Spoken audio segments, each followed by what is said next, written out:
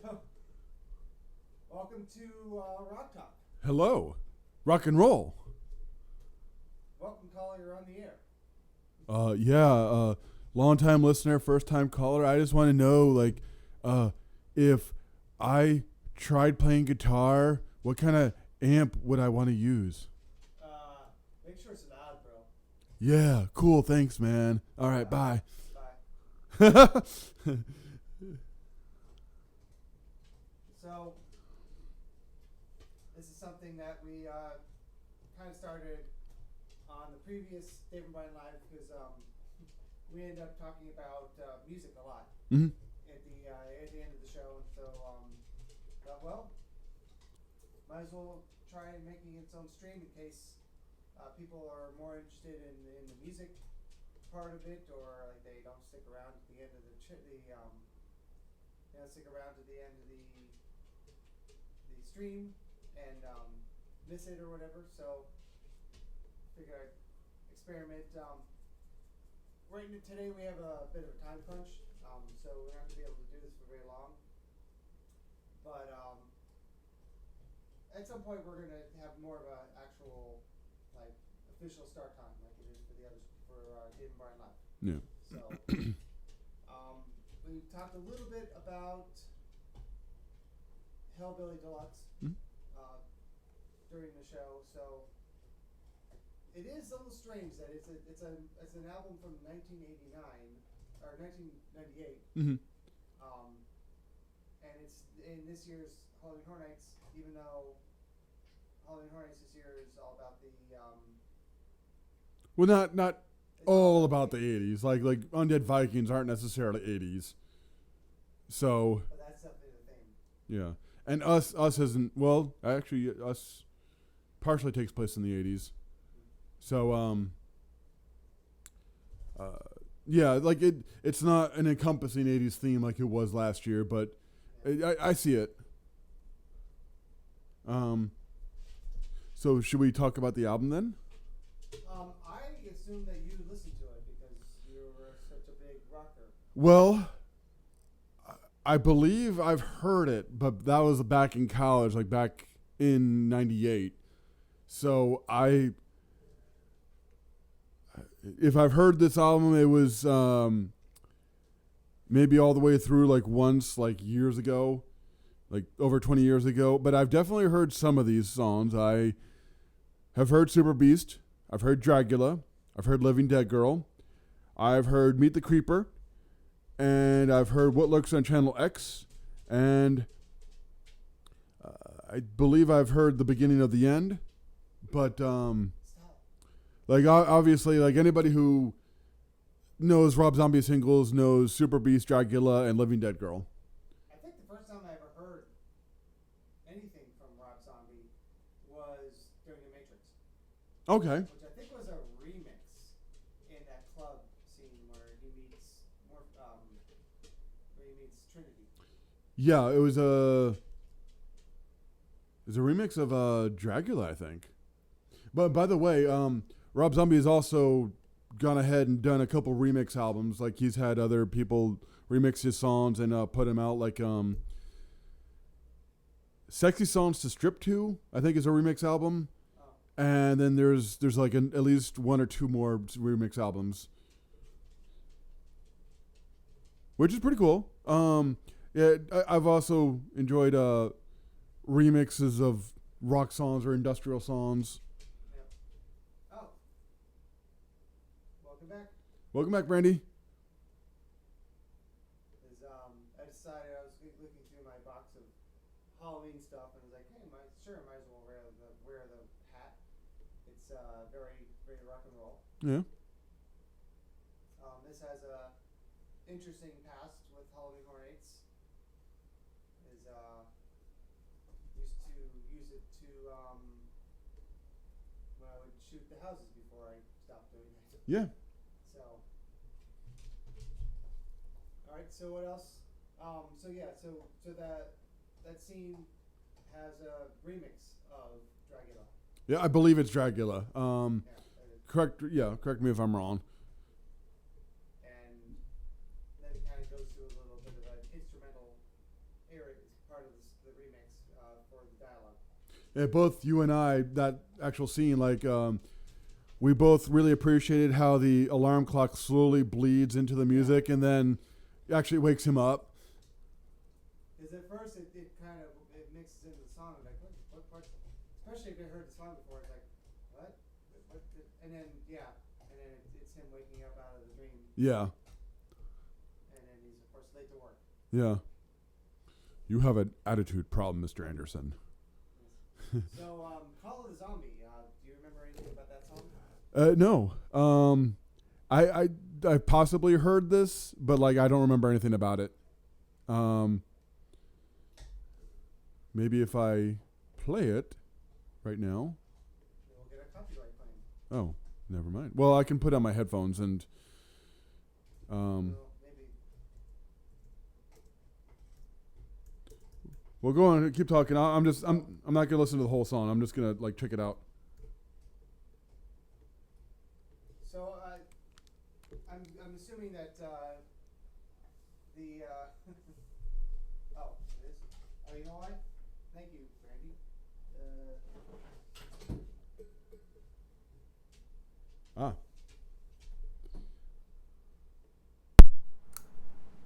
Oops.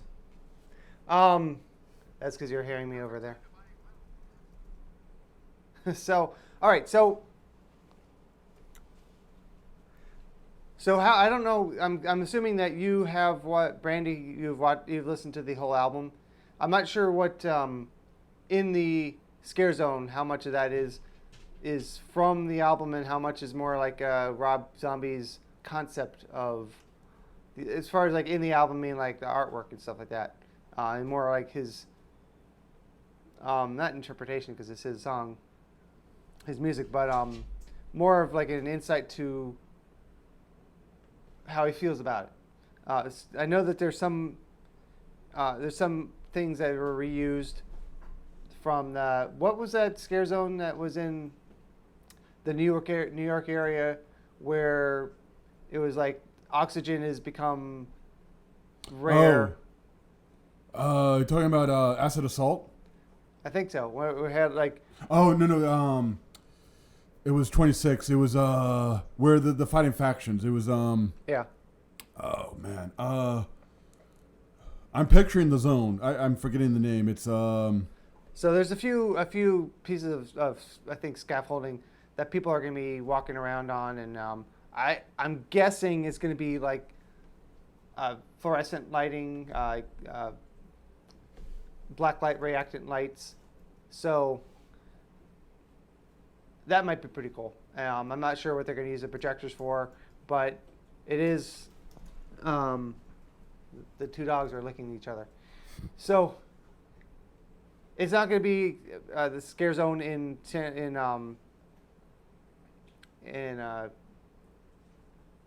South Street like they had last year, because that kind of was pretty neat. But they took out they no longer had the Scare Zone in San Francisco, so that's because of Fast and Furious, I guess. But there's a lot of skulls and some pretty cool stuff in there. So Survivor Die Apocalypse. yeah, that they were using a lot of that stuff. I'm assuming that my audio is coming through a lot better now.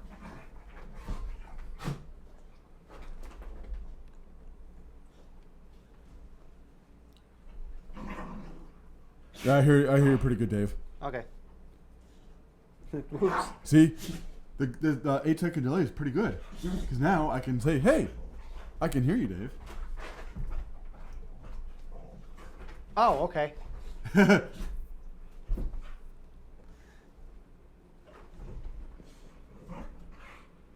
Now, hopefully they're not going to disconnect the camera. And Fennell Bear says, "Yup, audio is all good." All right, cool. Thanks. Marlo, come here. Come over here. Come here. So I believe that tomorrow is the release date for. Although it would be, aren't albums usually released on Tuesdays? It depends. That's the was it the Walmart and the Best Buy, like when they put out the new stuff, you don't necessarily have to. You kind of do for maximizing, I don't know, like sales off the shelf and the whole thing, but it's placed out on a Tuesday. It doesn't necessarily need to be released on a Tuesday. Yep, it's Fear Inoculum. Inoculum is finally, after all these, when's the next Tool album? Never. It is finally going to be released tomorrow. Hooray! So that'd be cool. Yeah, Tool's never like been one to follow the rules. Like release on a Tuesday. Yeah. We released it when it's ready. Gosh. Yeah. And it's ready on a Friday, Dave. Yes. That means the people who are going to buy it will have now an entire weekend to enjoy 4 songs. That's how long they are. It'll take the whole weekend to listen to them. I have a feeling that somebody just ran into the camera. Because I just noticed everything just shaking. Oh. I don't know. But yeah, so after all these years, a new Tool album. Yeah. I kind of thought it might not happen at this point. Yeah, really. The lawsuit really held him up a lot. Yeah, and you know, like at this point, like they've all got plenty of money. Maynard's got a vineyard. Hi, Merle. You want to talk about Tool as well? Hello. What is your favorite Tool album, Merle? Oh, okay, never mind. Go mosh. Go mosh the Tool. Oh, you want the candy, huh, Merle? Yes. You have to come up and get it. Come on, Merle. Ooh. You have to come up here so they can see you. Come on, Merle. Look. Look right here. Come on.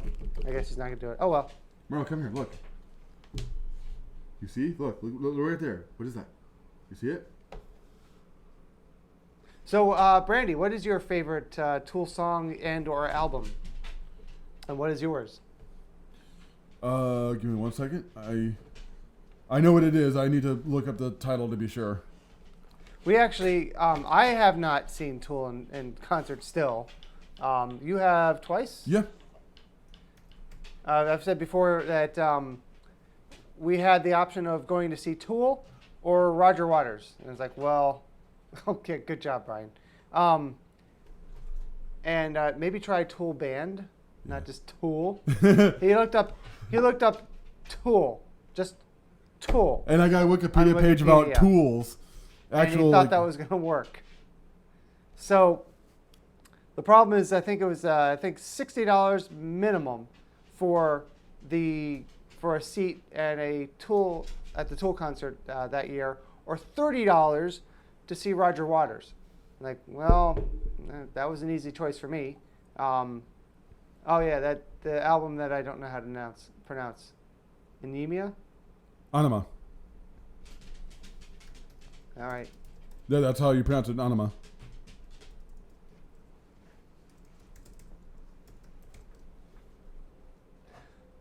So, Brian is trying to just ask the internet what his opinion is. Hello, internet. Can you please tell me what the best Tool album is? The only album I've owned from them so far was 10,000 Days, which I like. I do listen to the other music of theirs. I just, for whatever reason, haven't bought any other of their albums. Stella, where are you going? So, my favorite album is Undertow, back in 1993. Anima is a very solid album. It has all the big iconic Tool songs, including oh my goodness, why am I blanking? I don't know.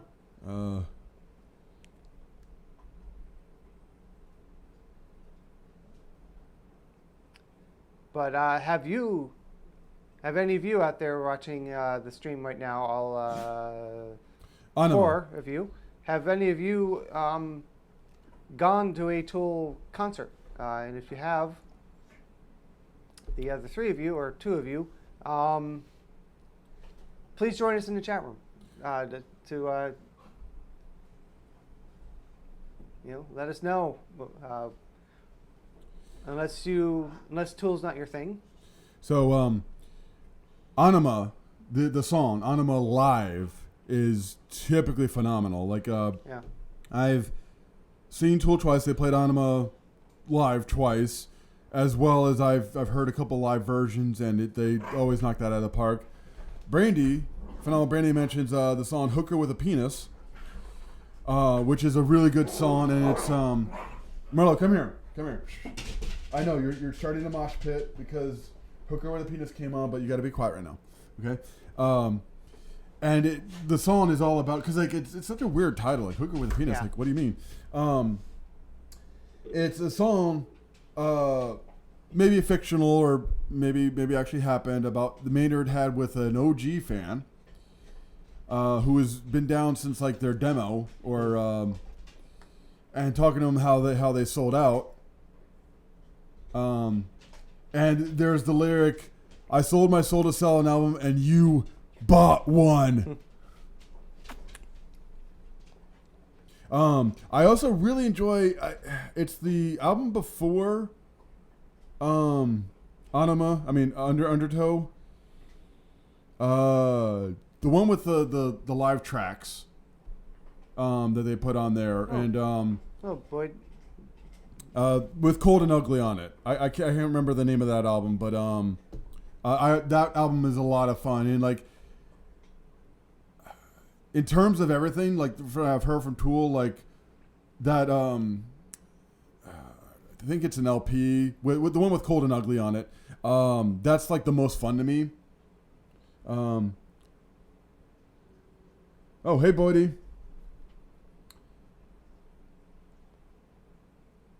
Oh, Bodie says music ended around 1985. So you've never listened to Tool, Bodie? I never liked music in the 80s, even when it was still the 80s. Yeah. Although there's some like good standouts now that have stood the test of time. Like the Police have some really good albums. First Wave Punk is all early 80s. So That also means that you just missed by 3 years Nirvana. yeah.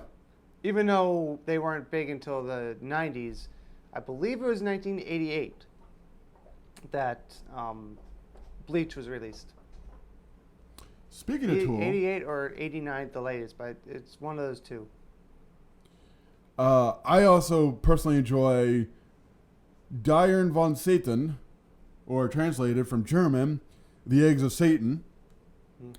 It's a very evil sounding song. Do you know what it's about, lyric-wise? Going to IHOP and getting eggs. Pretty much. I mean, it's a recipe for cooking eggs. It's entirely in German, spoken very angrily, and has crowd cheers in it after like certain like sentences. So like everyone listens to this and goes, "This is a Nazi song. This is Nazi propaganda." And like if you actually read the lyrics, it's about cooking eggs. And yes, they did that. Satanic eggs. Yeah, they did that incredibly on purpose. Like they knew what they were doing. Yeah. But like they've always had a sense of humor like that.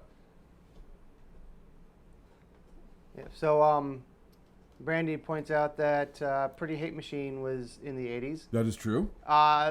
Very, very, very late 80s though. 89. So it was when music started transitioning into the 90s. Even though early 90s was still had that 80s stink on it. Yeah. But I mean, that's why, like, mainstream 80s was very, very pop and maybe not that great. It's Like a recipe for hash cookies. Oh, yes. Thank you, Brandy. It's a recipe for hash cookies and not a very good one from what I've read. Maybe, but it's the delivery. I've always been amused by the delivery of reading a recipe very angrily in German and having like those crowd cheers And yeah, it sounds like a Hitler speech. It really does, because like it's someone like angrily speaking in German. I had no eggs. So I guess if you don't know German, he's just shouting something random and with very crowd angrily. with crowd cheers, and yeah, it sounds like a Hitler speech. Yeah. But like that's why they did it, because you know, like when you look into it, it's actually pretty funny. So All right, you two, keep the mosh pit pretty gentle. So moving over to Nirvana for a moment, Okay. because you asked me, my favorite album is Incesticide, which I guess isn't really technically a studio album, followed by Bleach, then Nevermind, then In Utero. What about you guys out there? What if you? Well, I guess Brandy, because we already know that. One of you stopped listening to music at 1985. So, what is your list of? Oh, for Nirvana, my favorite is definitely In Utero. Yeah. I really like how noisy that album is. Like I like all the guitar feedback. Hey, Growly McGrowlington over there, be quiet. Shh. I probably can. But can you even hear it? Hey, you guys watching, can you even really hear them? Probably not very much. There's a death metal concert going on in front of us. Yeah. I like all the guitar feedback in Utero. I like how raw and like down-tuned it is. I like a lot of the songs on there. I am big on Incesticide as well. I agree with you there. Yeah. So Wikipedia calls Incesticide a compilation album. It consists of their 1990 non-album single Sliver, B-sides, demos, outtakes, covers, and radio broadcast recordings. That's why it's not an official album. It's a lot of like demos, outtakes, and some live stuff. Yeah. And Bleach is definitely a good album. Bleach is like Hey guys, stop bumping the camera. very raw sound wise. But it's got some really good songs. Like Mr. Mustache is definitely the standout single from Bleach for me.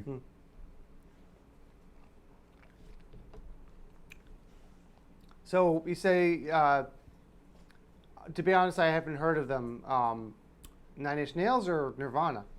So at least here, those are both very, very big bands back in the day.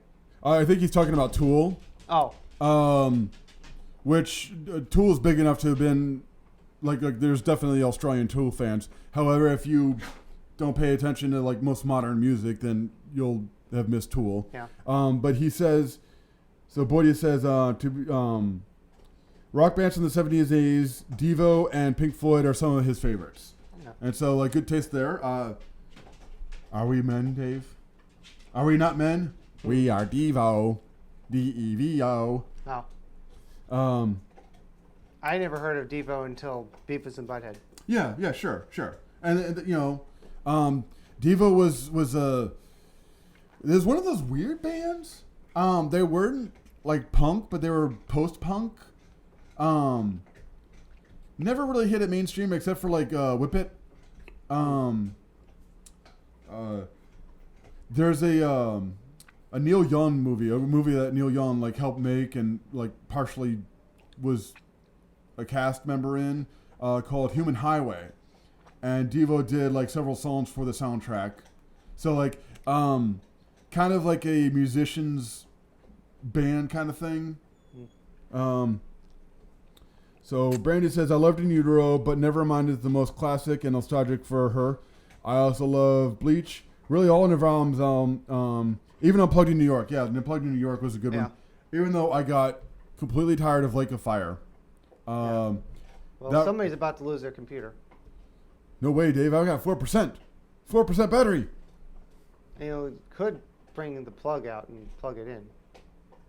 Well, go ahead and talk about Unplugged in New York, and I will plug the laptop in Orlando. Okay. I was actually referring to like before we start the stream, you can bring the plug out. But Yeah, I who knows? Like, there's a lot of bands like originally Slipknot. I like their first. Well, I guess it depends on how you define what the first album is, because the first album was really mate, feed, kill, repeat. But the first album with what was their lineup for several years was their self-titled album, and that album was pretty good. The second album was not as good, but it was still pretty good. And then the third album, Mushroomhead. We've been to several Mushroomhead shows, and a lot of their albums are great until Pretty Songs for Ugly People or Ugly Songs for Pretty People or whatever the stupid crap was that they called it. And it's just they just kind of went downhill from there. If Nirvana kept going for another decade or two, maybe they would start putting out albums that I don't necessarily agree with. That's why I like In Utero. I just don't like it as much as the other albums.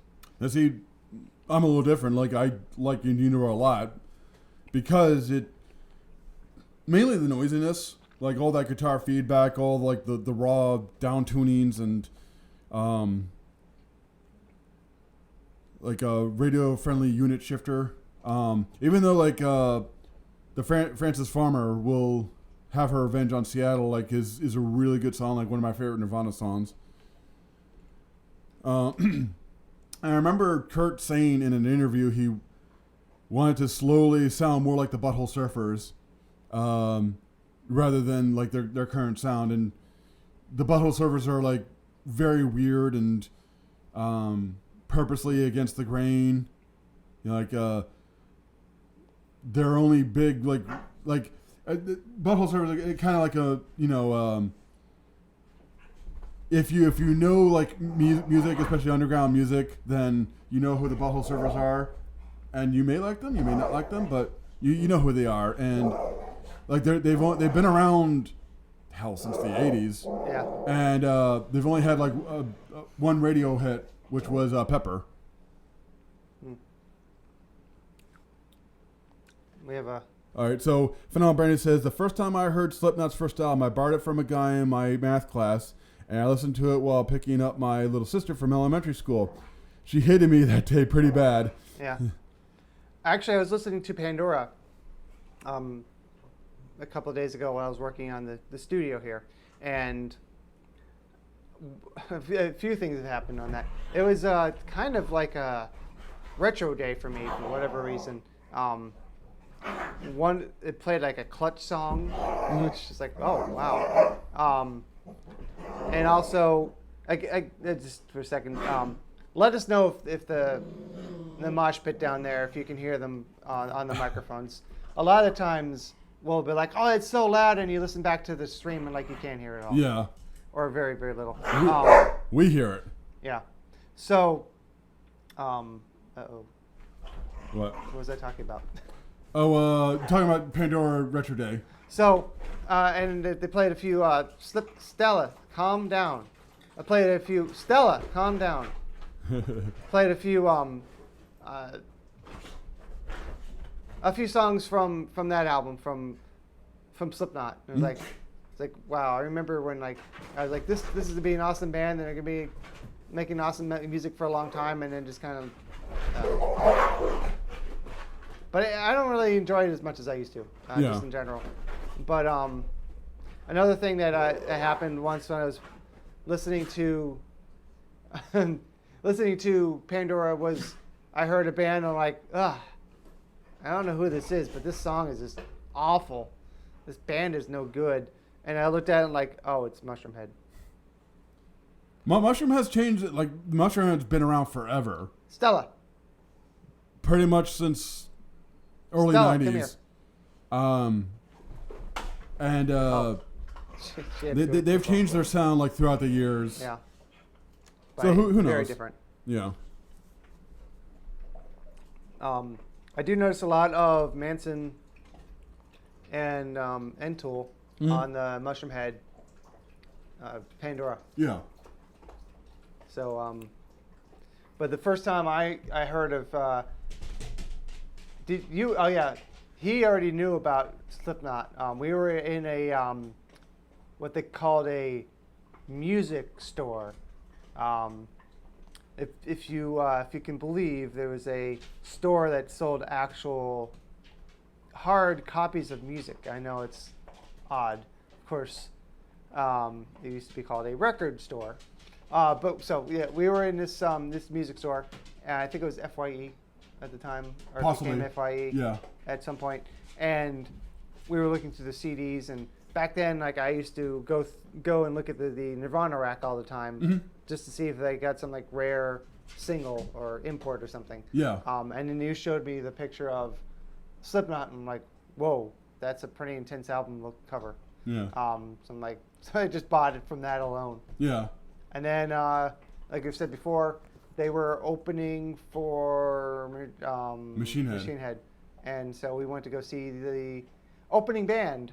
And then we're like, well, you paid for the ticket, you might as well see Yeah. them. And then we saw Cold Chamber open for Slipknot later, which was a pretty amazing show too. Phenomenal Brand says, that Slipknot album was the heaviest thing I had really gotten into up until that point. It made me feel like the first time I heard the opening of Blind on Korn's first album. It rocked so hard. Yeah, I agree. And that's it, the opening of that song. That's all Korn ever did that was rocked. That rocked. Well, that's not true. That's not true. But Everything yeah, else has like become a little more radio friendly after that. well, yeah, well, around Follow the Leader was like, yeah, that's what got the life happened, and I don't know. I just felt like the song like kind of mellows out like after that first. Are you ready? And it's like, yeah, then it slows down. I was like, yeah, I'm ready. I guess you aren't. Yeah, but like that whole first album like rocks to me, especially like the first half. Like, yeah, Blind got, it has that slow build up, and then are you ready? And then it like slows down like. And I've always noticed that about Blind, but like, man, that intro gets you hyped. Like this, like the ride cymbal, and then the guitar comes in, that bass with the, and then like John, are you ready? I mean that gets you hyped, man. And they typically started like their live shows with Blind because like that gets you hyped. Like it's that slow burn. And then, yeah, it gets the pits going and everything. But I agree. Like Slipknot's first album had a good intro too, with the whole thing I think is sick. The whole thing I think is sick. The whole thing I think is sick. The whole thing I think is sick. Like that's a good one because like it's not a slow burn, but you're like, this is weird. This is kooky, and it gets you hyped up and. Like when the music actually starts, like it has like a real good like this intro with those drums and the guitars. So yeah, like I can see like Slipknot's first album like being a good gateway for a lot of metalheads to like get into like more heavy extreme music. Like they started with Slipknot's first album and then like, all right, what's something a little more like this? And they might have gotten into black metal or death metal or doom metal or like any of the maybe even like thrash metal. Like maybe they got into the big four and like went from there. And it's an album like both of us like have heard a lot. And we saw Slipknot live when they were touring that album. So like, man, I remember like they played like the first three songs like in order, like most of the time. Yeah. What did they play at Ozfest? It's actually funny. They played People Equal at Ozfest back in '99 before that was released onto the album, but before it was on Iowa.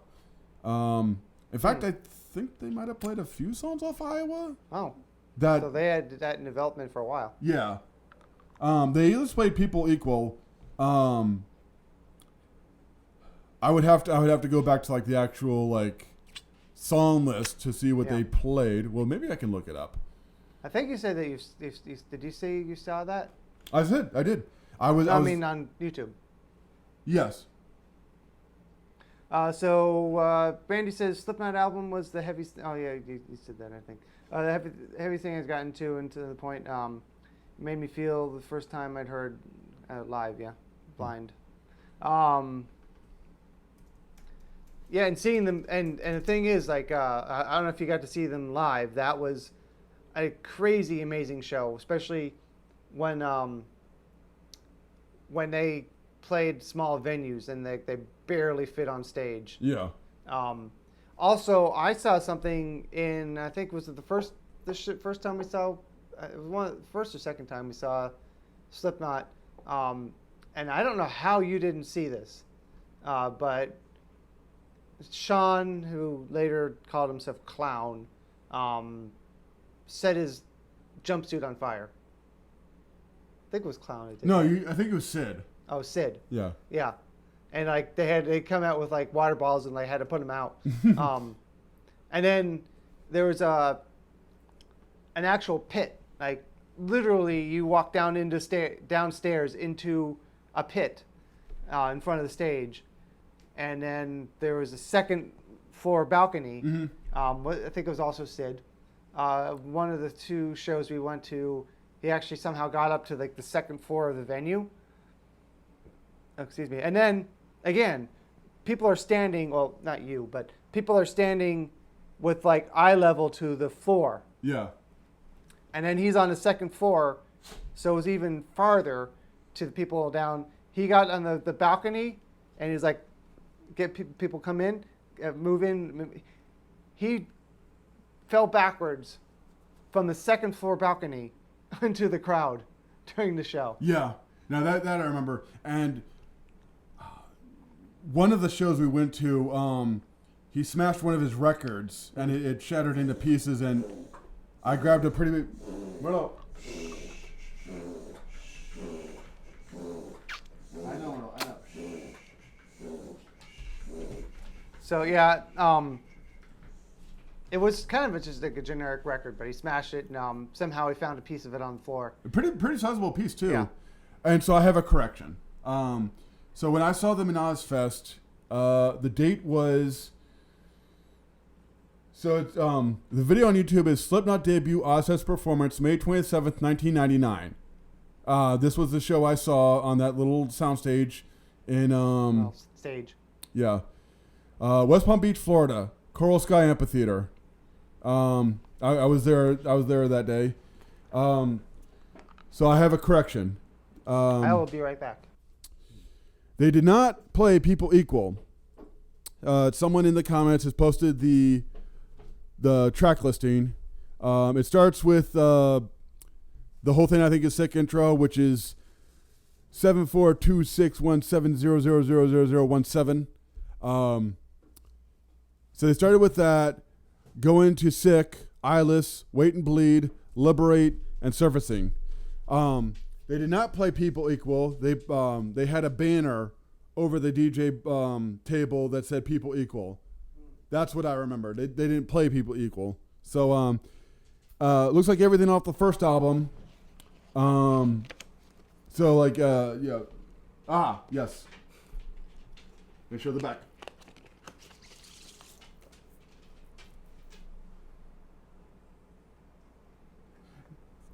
And this is why some people collect records, even though they might not listen to vinyl. Yeah. Sometimes the vinyl artwork is very, very cool. So that is the album cover that I saw in the record store, which is not lined up with the back. Yeah. And the strange thing I noticed about this is it's vinyl, but it has a barcode. So that's a strange combination. Yeah. And somebody is standing on my foot, Stella. I actually bought two of these because I thought that they'd be valuable someday. Yeah. As of right now, no. So Fennell Brandon goes on to say the guy that loaned the first Slipknot album to her was because they had a lot of favorite bands in common. He said, I would love it because I love the Deftones, but Deftones and Slipknot sound nothing alike to me. I still know what he was going with. Like, yeah, they're very different sounds, but like, Yeah. both heavy bands. But there is something in common with Slipknot and Deftones. What's that? Those are both bands we've seen live. That is true. Yes, we've seen the Deftones live. And a memory from that show. Yep. So they played like, must have been a good hour and a half. Everybody was tired at the end. Everybody had been moshing like the whole time. This guy crowd surfed. Twice, I think. Yeah. I think you crowd surfed during Minerva, actually. Might have been. So like everyone was tired. The crowd was all worn out. Then they played 7 Words. The crowd found some energy again. Like, I mean, the mosh pit just like exploded for 7 Words. Okay.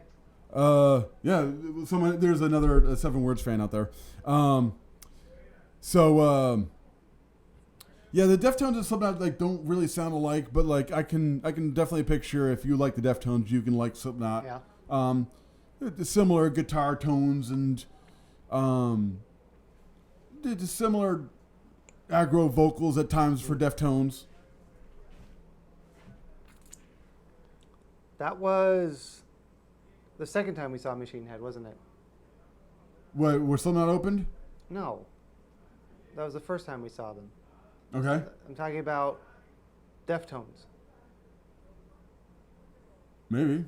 I don't remember Machine Head being there that night. It was Deftones and another band. And I think we went to go see Machine Head. Yes. And Deftones were also playing. Okay. Maybe so. Yeah, I don't remember Machine Head being there, but like that.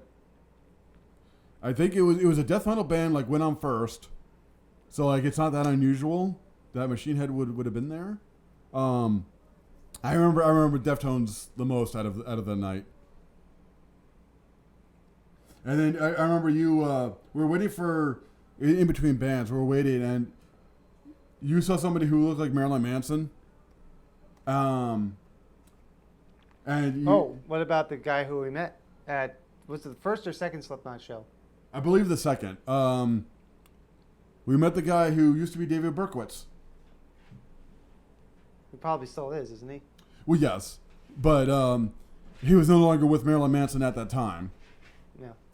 He had since left the band, and our friend decided to go hang around the bar and met David Berkowitz, who was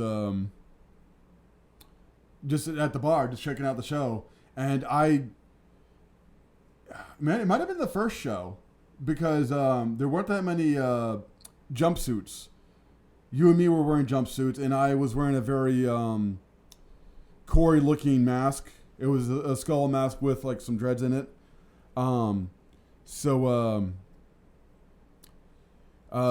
He might have thought I was actually Corey because he's like, yeah, don't blame your sound guy, but you guys put on a good show. And then like, oh, I'm just a fan. Deftones asks, how about Passenger, the Deftones song with Maynard from Tool? That's my jam. Cool. Yeah. All right, Dave. I know we probably have a lot to talk about, but why don't we go ahead and wrap up? Because I need to go get ready. All right. Yeah, I'm pretty sure that if I look in the right place, that it was someone else that was, I don't know, I have to look up somewhere. Another band was there that we were there for. I don't think I went there for the Deftones. It was, they were just kind of like, oh, well, I guess I'll also see the Deftones. Yeah. But I'm pretty sure it was Machine Head. Okay. But how about Passenger? The song with Maynard, yeah. Yeah. Don't really know about it. Hmm. What do you know? I don't think I've ever heard it personally, but I'll definitely give it a listen tonight. Cool. Does it sound a little bit more Tool-like, or is it just there as a guest musician? I don't know if he brought like his sound and or what. Well, I mean, he's also got like several side bands. Yeah. So like he can definitely change up his style to not Yeah. necessarily be Tool. Yeah, but I mean, maybe that's why they had him on the song, is to, make it sound a little bit different. Yeah. Just a little bit different. Yeah. But yeah, let's go ahead and wrap. All right. So everyone, thank you for checking out Rock Talk tonight. Yep. Some good conversations. Brandy, as usual, good taste. Mm. We don't necessarily have a format to this. We're gonna talk rock bands, rock music, maybe some genres. Yeah. I have the idea for both of us to talk about albums we've both heard, or maybe Dave could bring up an album that means a lot to him, and I could bring up an album that means a lot to me, which maybe not necessarily like both of us have heard. Well, I want to talk a little bit more about that incident, that crazy incident, years ago with Guns N' Roses. Oh, okay. All right. With the security issue Mm-hmm. of the guy sneaking a camera into the show, and Axl not being very happy about that. Or I mean, if from the way you describe it, it sounds like he was press. Yeah. But I mean, maybe not. That's why I was like, well, let's not talk about it this time, because I still need to look up more about it. Seems like you haven't visited that in a while. Yeah. So we need to But it's get our stuff correct. It's definitely like an iconic rock moment. You've probably all seen it, maybe, especially if you watched MTV way back when and watched MTV News. It's Axl on stage with a microphone. That guy. Get that guy and take that. That guy right there. Get that and take that. And then... And then no one does. Yeah, and then he like dives off stage. He's like, fine, I'm going to take it myself. Yeah, he dives off stage, comes back like a minute or two later, and he says, "Thanks to the lame security, I'm going home," and slams down the mic and stomps off stage. Yeah. So I guess we have a little bit of homework. Yeah. Tomorrow to listen to the new Tool album. Yeah. We've heard the first song that they released already, but I guess it's no longer the days of you riding your bike over to the music store and buying the album. Yeah. I don't know how you're going to listen to it, but I guess we'll give it a listen. Uh-oh, Stella, that was scary. A box just moved. Terrifying. So, yeah, a little slow start, but we got moving after that. So, hopefully, I know for Bodie. Bodie. I know it's. I don't know if it's like. I think it's really early over there. So sorry for that early start. We you have to get going, and I have to get heading out to a Slipknot album. I mean, the National Night Out thing, which is happening at Fun Spot. Spot of Fun. So yeah, we're gonna continue to work on it. I just kind of put together this background so I have something a little bit different, and then I have the new logo I'm working on, and yeah. Cool. So probably gonna do it. Most likely we're gonna do it at the same time as Dave and Brian Live, because everything's all set up. So Cool. All right, so everyone. for now, bye.